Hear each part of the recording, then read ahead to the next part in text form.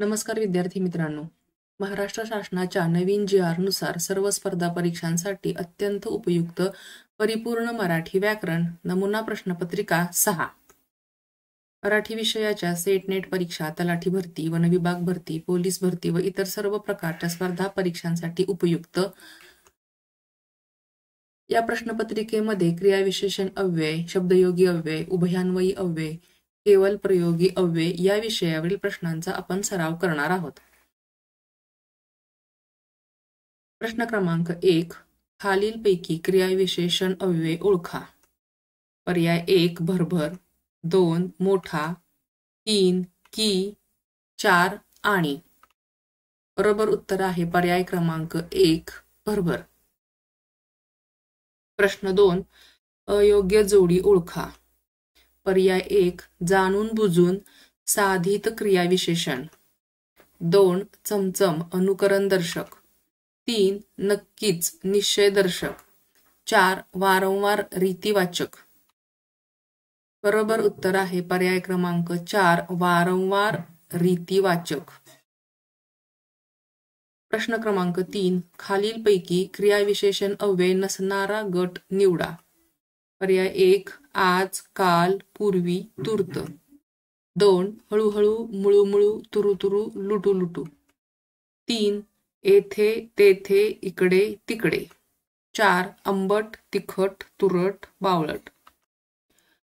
बरोबर उत्तर आहे पर्याय क्रमांक 4 आंबट, तिखट, तुरट, बावळट हा क्रियाविशेषण अव्यय नसणारा गट आहे. प्रश्न क्रमांक 4. खालील अधोरेखित शब्दांचा क्रियाविशेषण अव्ययाचा प्रकार ओळखा. मामा येथे क्वचित येतात. अधोरेखित शब्द आहे क्वचित. पर्याय क्रमांक 1 कालवाचक क्रियाविशेषण अव्यय, 2 स्थलवाचक क्रियाविशेषण अव्यय, 3 रीतिवाचक क्रियाविशेषण अव्यय, 4 परिणामदर्शक क्रियाविशेषण अव्यय. बरोबर उत्तर आहे परिणामदर्शक क्रियाविशेषण अव्यय पर्याय क्रमांक 4. प्रश्न 5. खालील शब्दांचा प्रकार ओळखा. येरवाळी. पर्याय आहे 1 नाम, 2 क्रियाविशेषण, 3 क्रियापद आणि 4 विशेषण.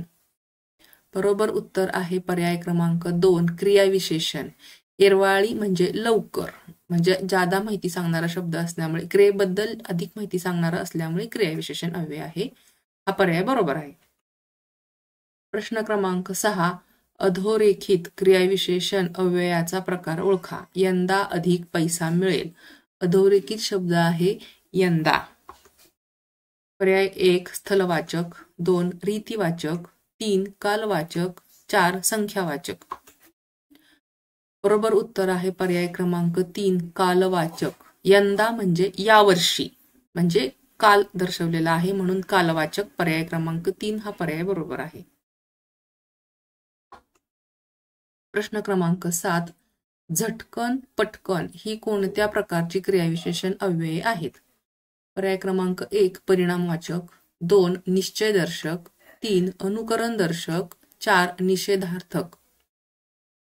बरोबर उत्तर आहे अनुकरणदर्शक. झटकन पटकन म्हणजे हे अनुकरण दर्शवणारे क्रियाविशेषण अव्यय आहेत म्हणून बरोबर उत्तर आहे पर्याय क्रमांक 3. प्रश्न 8. आपण आता माझे थोडे ऐका. या वाक्यातील थोडे हा शब्द टिंबटिंब. 1 कालवाचक क्रियाविशेषण, 2 स्थलवाचक क्रियाविशेषण, 3 रीतिवाचक क्रियाविशेषण, 4 परिणामदर्शक क्रियाविशेषण. बरोबर उत्तर आहे पर्याय क्रमांक 4 परिणामवाचक क्रियाविशेषण. परिणामवाचक म्हणजे थोडे, म्हणजे प्रमाण दाखवलेलं आहे आणि म्हणून परिणामदर्शक क्रियाविशेषण हा पर्याय बरोबर आहे. प्रश्न 9. आज हा शब्द टिंबटिंब आहे. 1 क्रियाविशेषण, 2 उभयान्वयी अव्यय, 3 केवल प्रयोगी अव्यय, 4 क्रियापद. बरोबर उत्तर आहे क्रियाविशेषण. आज हा शब्द क्रियाविशेषण आहे. प्रश्न क्रमांक 10. खालील पर्यायी उत्तरातून अवधिवाचक कालवाचक क्रियाविशेषणाचे वाक्य कोणते आहे ते अचूक ओळखा. 1. तो एकाएकी पटकन निघून गेला. 2. नेहमी गजानन वेळेवर येतो. 3. दिवसेंदिवस महागाई वाढत गेली. 4. क्षणोक्षणी ऐकावे तेव्हा त्याचे हेच सांगणे असे. बरोबर उत्तर आहे नेहमी गजानन वेळेवर येतो. प्रश्नामध्ये दिलेले आहे की अवधिवाचक किंवा कालवाचक म्हणजे वेळेबद्दल विचारणा झालेली आहे. हा क्रियाविशेषणाचे वाक्य आहे नेहमी गजानन वेळेवर येतो. प्रश्न क्रमांक 11. चमचम, खरोखर, जेवी, फुकट या क्रियाविशेषणांचा उपप्रकार ओळखा. 1. गतिदर्शक. 2. आवृत्तीदर्शक. 3. कालवाचक आणि 4. रीतिवाचक. बरोबर उत्तर आहे पर्याय क्रमांक 4 रीतिवाचक. चमचम, खरोखर, जेवी आणि फुकट याच्यामधून रीत दर्शवलेली आहे आणि तो क्रियाविशेषणाचा उपप्रकार आहे म्हणून रीतिवाचक. प्रश्न क्रमांक 12. कालवाचक क्रियाविशेषणाचे उदाहरण ओळखा. 1. मी तुला अनेकदा मदत केली आहे. 2. फुलराणी हिरव्यागार गालिच्यावर खेळत होती. 3. नदी पलीकडे देवीचे मंदिर आहे. 4. काल अचानक मोठा पाऊस आला. बरोबर उत्तर आहे पर्याय क्रमांक 4 काल अचानक मोठा पाऊस आला. हे याच्यामध्ये काळ दर्शवलेलं आहे म्हणून कालवाचक क्रियाविशेषणाचे ते उदाहरण आहे.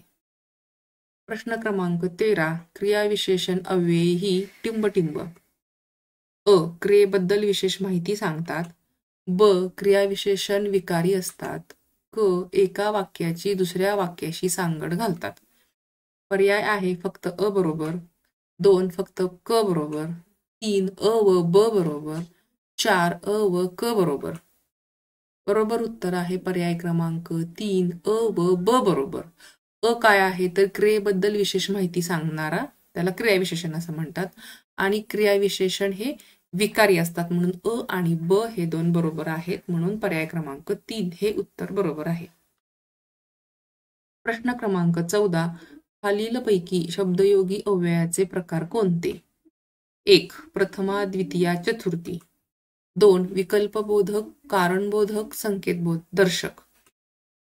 3. कारणवाचक, विनिमयवाचक आणि परिणामवाचक. 4. कर्तरी, कर्मणी, भावे. बरोबर उत्तर आहे पर्याय क्रमांक 3 कारणवाचक, विनिमयवाचक आणि परिणामवाचक. शब्दयोगी अव्ययामधून हे कारणवाचक, विनिमयवाचक आणि परिणामवाचक या अव्ययांचा बोध होतो. प्रश्न क्रमांक 15.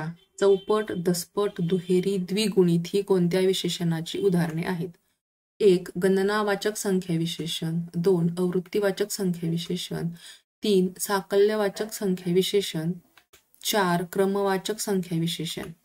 बरोबर उत्तर आहे पर्याय क्रमांक 2 आवृत्तीवाचक संख्या विशेषण. याच्यामध्ये पट, चौपट, दसपट, दुहेरी, द्विगुणित म्हणजे जे वाढ होते असं दाखवलेलं आहे, पटीत दर्शवलेलं आहे म्हणून आवृत्तीवाचक संख्या विशेषण हे उत्तर बरोबर आहे. प्रश्न क्रमांक 16. पुढीलपैकी शब्दयोगी अव्यय कोणते? 1. मनुष्यत्व. 2. परंतु. 3. समोर. 4. वाहवा. समोर. पुढीलपैकी शब्दयोगी अव्यय. समोर हा पर्याय क्रमांक 3 असलेला पर्याय बरोबर आहे. 17. अव्ययाला टिंबटिंब शब्द म्हणतात. 1. विकारी शब्द. 2. पद. 3. अविकारी शब्द. 4. विकृती. अव्ययालाच अविकारी शब्द असे म्हणतात. प्रश्न क्रमांक 18. खालील गटातील शब्दयोगी अव्यय नसलेला गट ओळखा. 1. घरावर टेबलाखाली ढगामागे. 2. अथवा, किंवा, वा, अगर, की. 3. च, ही, मात्र, देखील, सुद्धा. 4. कडून, पेक्षा, साठी, वर.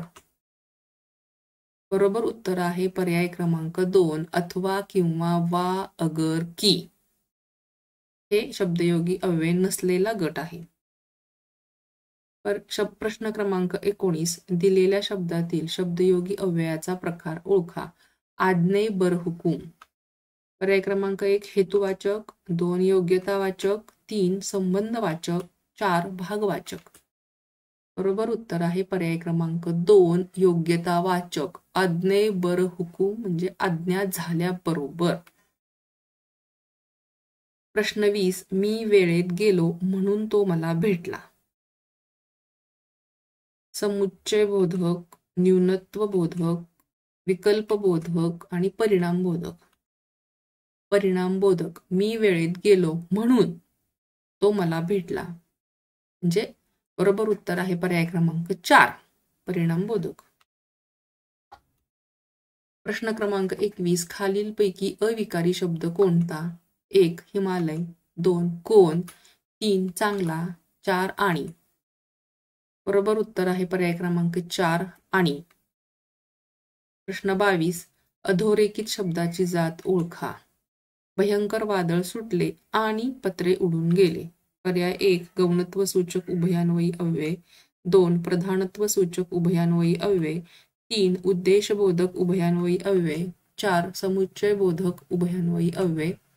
बरोबर उत्तर आहे पर्याय क्रमांक 4 समुच्चयबोधक उभयान्वयी अव्यय. प्रश्न क्रमांक 23 मरावे परी कीर्तिरूपी उरावे या वाक्यातील उभयान्वयी अव्यय कोणते? कीर्ती, रूपे, परी, उरावे. बरोबर उत्तर आहे पर्याय क्रमांक 3 परी. प्रश्न क्रमांक 24 पर्यायी उत्तरातील उद्देशदर्शक क्रियाविशेषणाचे वाक्य कोणते? 1 शरीर घाटदार व्हावे म्हणून आम्ही व्यायाम करतो. 2 जेथे जातो तेथे तू माझा सांगाती. 3 तुला जसे वाटेल तसे वाग. 4 जेव्हा घाम गाळावा तेव्हाच खायला भाकरी मिळते.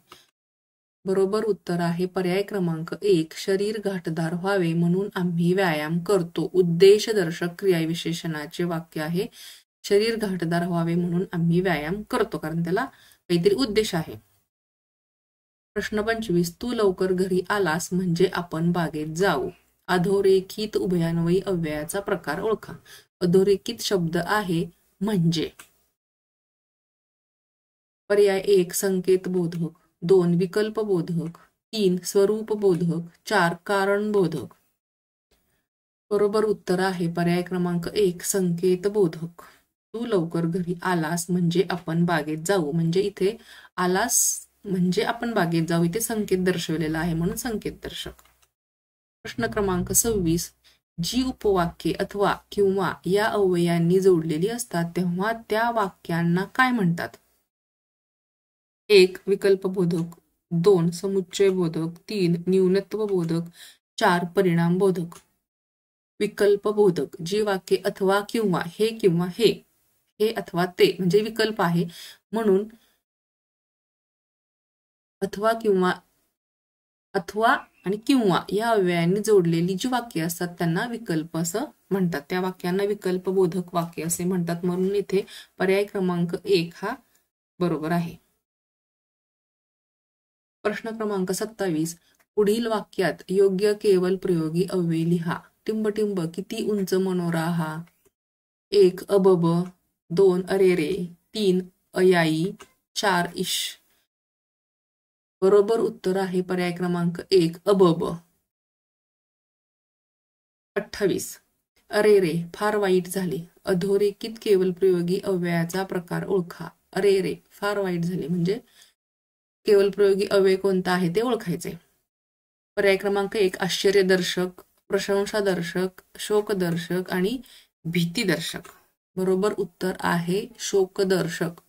अरेरे फार वाईट झाले म्हणजे शोक दर्शवलेला आहे म्हणून पर्याय क्रमांक 3 हा पर्याय बरोबर आहे.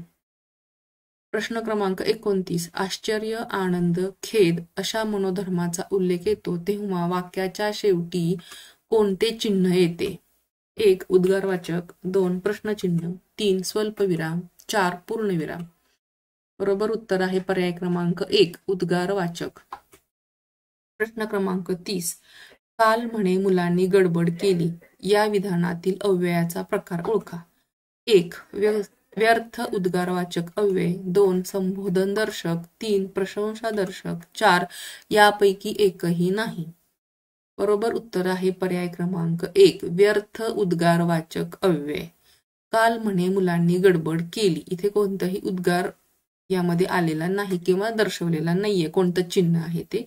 काल म्हणे मुलांनी गडबड केली. यामध्ये अव्यय कोणता आहे तर व्यर्थ उद्गारवाचक अव्यय.